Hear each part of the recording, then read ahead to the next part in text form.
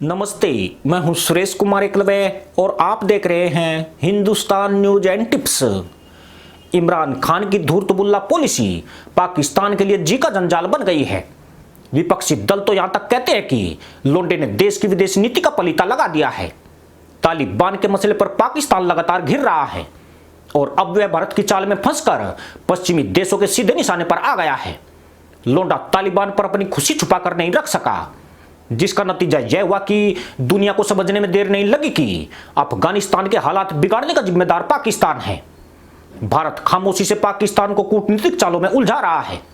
मजे की बात यह है कि जाहिलों के देश का नेतृत्व इन चालों में फंसकर वही हरकतें कर रहा है जैसे कि भारत इनसे उम्मीद रखता है।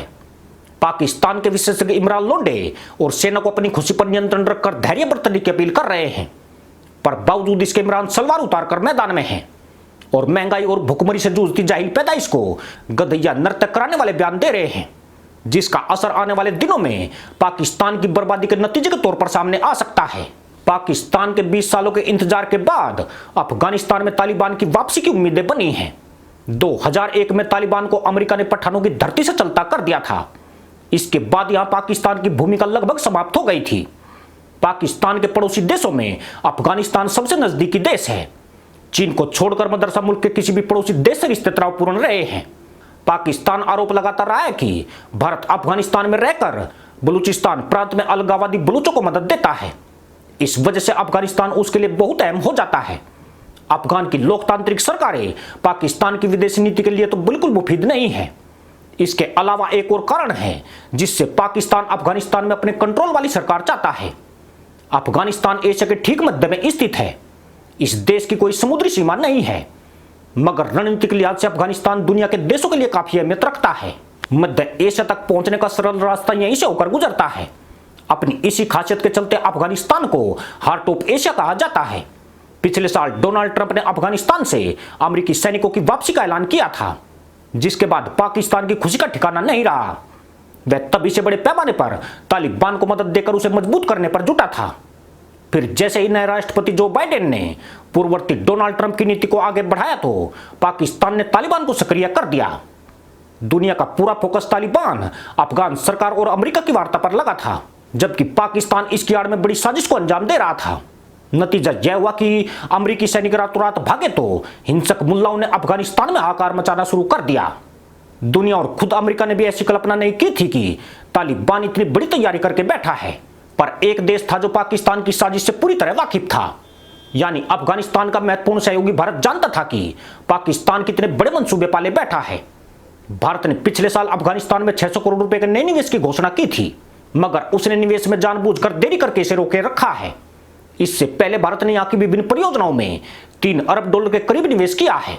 तालिबान के उदय से भारत का यह निवेश डूबने का खतरा सता रहा है, पर भारत के लिए पैसे की यह बर्बादी ज्यादा अहमियत नहीं रखती है, बल्कि भारत के हाथ से अफगानिस्तान का निकलना ज्यादा नुकसानदायक हो सकता है।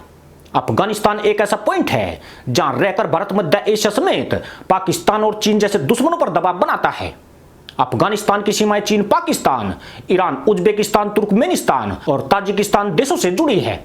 भारत अपना सामान ईरान के चाबार पोर्ट के रास्ते अफगानिस्तान को भेजता है, फिर यहीं से उसके पड़ोसी देशों को कम खर्च और कम समय में भेज दिया जाता है। तालिबान ने सत्ता पर कब्जा किया तो भारत का इन देशों को सामान भेजना बहुत महंगा हो जाएगा, जिससे भारतीय उत्पाद इन बाजारों से दूर हो सकते हैं। ऐसी हालत में भारत ईरानी रूट का इस्तेमाल करने की स्थिति में नहीं है। अमेरिकी प्रतिबंधों के चलते सिर्फ चाबार पोर्ट को कुछ छूट मिली है, जबकि ईरान से आयात निर्यात बहुत ही सीमित है। वह भी ज्यादातर चोरी छुपे हो रहा है, इसलिए ईरान के रास्ते इन देशों तक पहुंच अमेरिकी प्रतिबंधों के हटने तक संभव नहीं है।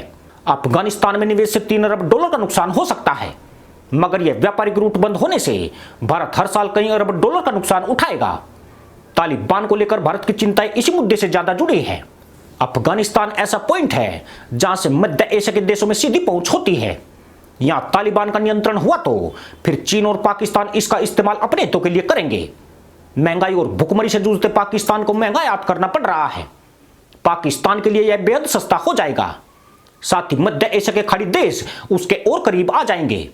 सिर्फ इतना ही नहीं, तालिबान पर उसके नियंत्रण के चलते खाड़ी देशों, पश्चिमी देशों और अमेरिका को उसकी हाँ में हाँ मिलाने को मजबूर होना पड़ेगा, क्योंकि बगैर अफगानिस्तान के बहुत से देशों के हित पूर्ण नहीं होते हैं।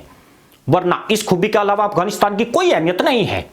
यह देश न बड़ा बाजार है, न यह किसी खास चीज के लिए प्रसिद्ध है, और न यहां तेल उत्पादन जैसी कोई व्यवस्था मौजूद है। अफगानिस्तान की इस खासियत के चलते ही भारत ने इस देश में अंधाधुंध पैसा बहाया था। भारत ने यह पैसा तब लगाया जबकि वह मुस्लिम देशों में निवेश करने से परहेज करता है। भारत जानता है कि गद्दारी और मक्कारी इनके डीएनए में शामिल होती है।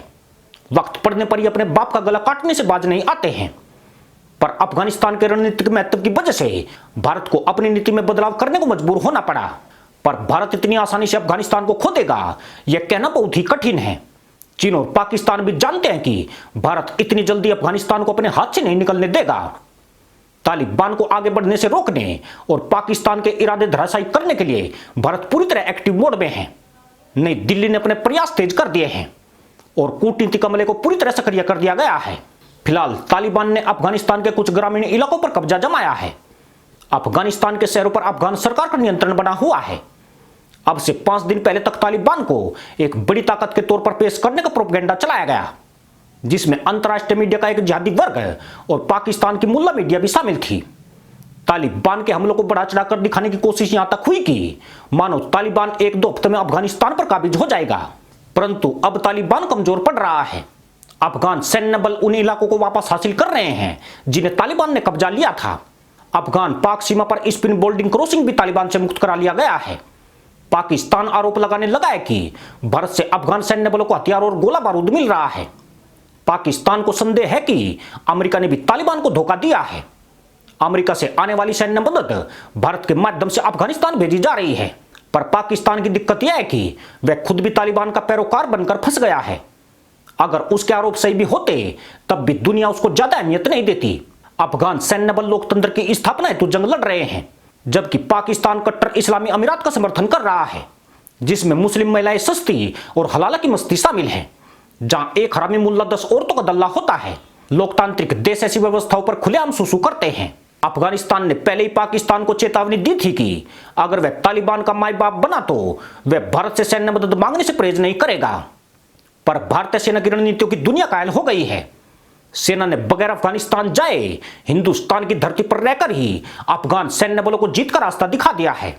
इमरान की विदेश नीति की धज्जियां खुद सेना और उसके दिए बयानों ने उड़ा दी है, जिसमें उन्होंने भारत पर निशाना साधकर खुद के हितों पर दिखाने की कोशिश की थी।